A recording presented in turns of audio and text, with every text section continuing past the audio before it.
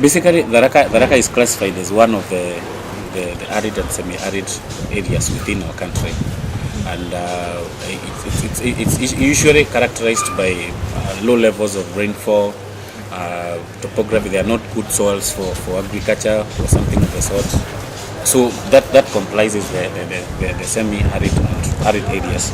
So in general, Tharaka is like that, and the general living conditions for such environment is quite challenging to some level, because if people are not farming and they are not getting enough water, they are faced with diseases, outbreaks, because the facilities are not there.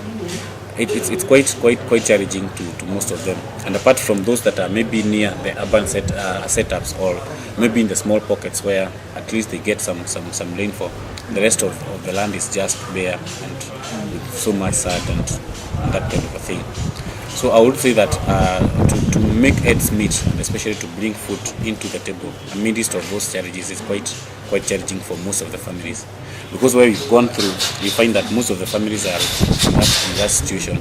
Though we can't rule out the fact that there are some that are a little bit stable, because either the parent or the guardian is able to afford something, either because he or she is employed somewhere, either casually or permanently. But for them that are from the local, we call them the very poor, the destitute families, they really suffer at times.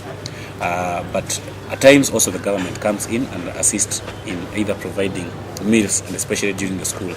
The government have been so proactive on that, trying to make sure that all the children are fed in schools.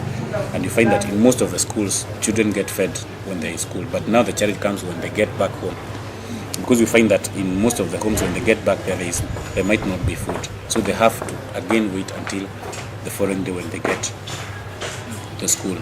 Some of the other challenges is that some of the schools are sparse. They're sparsely situated from one to the other, and it also becomes a little bit challenging, and especially for the young ones who have to walk so far to get to school, and then again walk so far to get home in the late afternoon.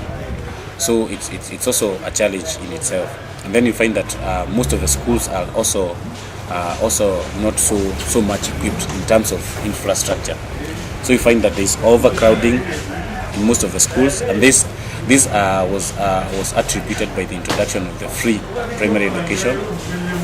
And then you find that some also don't have infrastructure, as in they will just sit on mere timber, not even standard desks.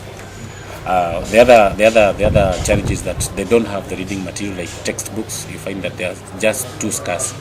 A book is being shared amidst of 7 children, so it's hard to get allowed that. So there are several challenges either within the school and even at the home level.